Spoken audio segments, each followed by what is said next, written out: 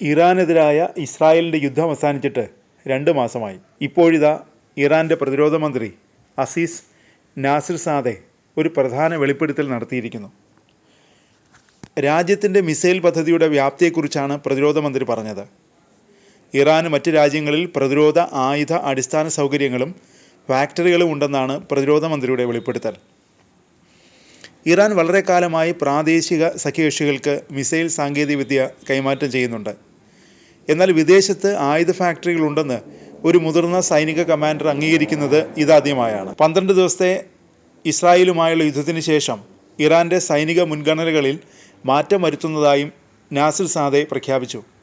എന്നാൽ അദ്ദേഹം ഇതുമായി ബന്ധപ്പെട്ട വിശദാംശങ്ങൾ വെളിപ്പെടുത്തിയില്ല.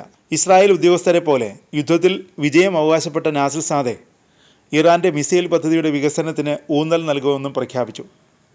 ഇറാൻ്റെ സൈനിക ശക്തിക്ക് മുന്നിലാണ് ഇസ്രായേലും US മുട്ടുമടക്കിയതെന്നും പ്രതിരോധ മന്ത്രി അവകാശപ്പെട്ടു. നമുക്ക് മിസൈൽ ശേഷി ഇല്ലായിരുന്നുവെങ്കിൽ തീർച്ചയായും വെടിനിർത്തൽ ഉണ്ടാകുമായിരുന്നില്ല. ഞങ്ങൾ കീഴടങ്ങുന്നതുവരെ അവർ യുദ്ധം തുടരുമായിരുന്നു, അദ്ദേഹം പറഞ്ഞു. ഇറാൻ്റെ സൈനിക പരിപാടികൾ വികസിപ്പിക്കേണ്ടതിൻ്റെ ആവശ്യകതയെക്കുറിച്ച് അദ്ദേഹം പറഞ്ഞു. ഇന്നത്തെ കാലഘട്ടത്തിൽ ശക്തമല്ലാത്തൊരു രാജ്യത്തിനും ജീവിക്കാൻ കഴിയില്ല. സൈനിക ശക്തിയില്ലാതെ സാമ്പത്തിക ശക്തിക്ക് പോലും മുന്നോട്ട് പോകാൻ കഴിയില്ല, അദ്ദേഹം പറഞ്ഞു. ഇറാനും ഇസ്രായേലും തമ്മിലുള്ള സംഘർഷത്തിൻ്റെ കാർമേഘങ്ങൾ പെയ്തൊഴിഞ്ഞിട്ടില്ല. ജൂൺ 13-നും ജൂൺ 24-നും ഇടയിൽ ഇറാനും ഇസ്രായേലും ഏറ്റുമുട്ടി. ഇനിയും സംഘർഷത്തിലേക്ക് നീങ്ങിയേക്കാം.